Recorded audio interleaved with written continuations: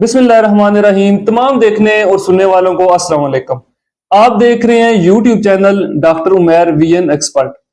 जैसा कि मैंने अपनी लास्ट वीडियो में माइग्रेन के बारे में आपके साथ डिटेल से डिस्कस किया था, और आज एक और उसी की किस्म है जिसे हम क्लस्टर हेडेक कहते हैं।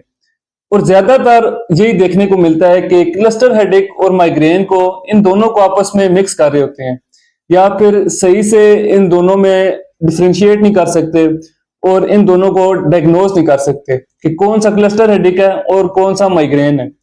तो अब इन दोनों में मेन डिफरेंस क्या होता है? माइग्रेन में ज्यादातर ये देखने को मिलता है कि वो या तो राइट साइड पे होगा ब्रेन की, या फिर लेफ्ट साइड पे।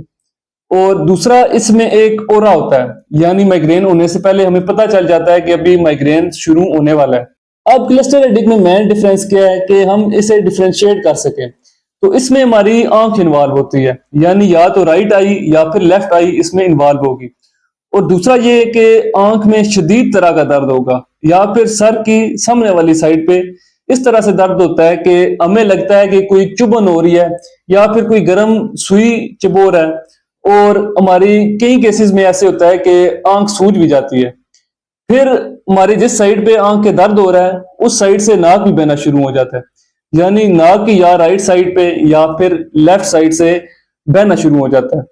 और दूसरा ये कि माइग्रेन में एक ओरा होता है, क्लस्टर हेडेक में इस तरह का कोई ओरा नहीं होता। और क्लस्टर हेडेक के भी पीरियड्स होते हैं, यानी ये कुछ देर में होगा और कुछ देर बाद खत्म हो जाएगा, या फिर घंटे बाद होगा या 2 घंटों बाद होगा। इस तरह से ये भी बार बार हो सकता है, लेकिन इसमें ज्यादातर ये देखने को मिलता है कि रात के टाइम ये ज्यादा होता है।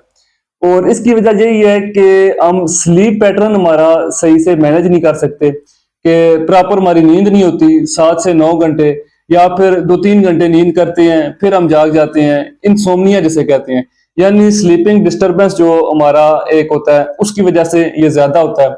या फिर अगर कोई नशा करता है, अल्कोहल का यूज करता है, तो इस वजह से भी ये ज्यादा बढ़ सकता है। यानी ये कुछ ऐसी चीजें हैं जिसकी वजह से ये ट्रिगर हो सकता है। और माइग्रेन में ये था कि वो रोशनी या फिर शोर की वजह से इस तरह के उसके कुछ थे कि उनकी वजह से ज्यादा ट्रिगर होता था, लेकिन क्लस्टर हेडेक का इस तरह से कुछ नहीं है। और दूसरा ये कि हम किस तरह से इससे बच सकते हैं। एक तो आपने प्रॉपर अपनी नींद करनी है, यानी नींद अपनी पूरी करनी है। और दूसरा ये कि जो पेन किलर यूज करते हैं हम, नॉर्मल अगर सर में दर्द हो तो पेन किलर यूज करते हैं, तो क्लस्टर हेडेक में वो पेन किलर ज्यादा फायदेमंद नहीं होते, यानी उससे इतना ज्यादा फर्क नहीं पड़ता। तो इसके लिए एक प्रॉपर या स्पेसिफिक इसकी मेडिकेशन होती है। वो अगर आपको इस तरह के कोई साइन और सिम्टम्स मिल रहे हैं तो आपने एक तो प्रॉपर अपना चेकअप कराना है, ताकि ये टाइमली डायग्नोज हो जाए और इसका एक अच्छा इलाज हो सके।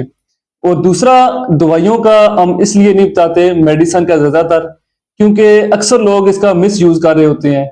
यानी अगर उन्हें थोड़ा सा भी सर दर्द हो रहा है तो वो अपने पास से मेडिसिन का इस्तेमाल करना शुरू कर देते हैं, जिसकी वजह से उसके बहुत ज्यादा साइड इफेक्ट हो सकते हैं, या फिर पेशेंट को कोई और इशू है तो उसके नुकसान बहुत ज्यादा हो सकते हैं।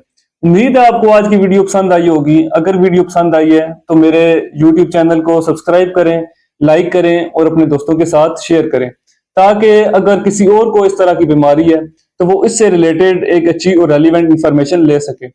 तो मिलते हैं नेक्स्ट वीडियो में, तब तक के लिए अल्लाह हाफिज।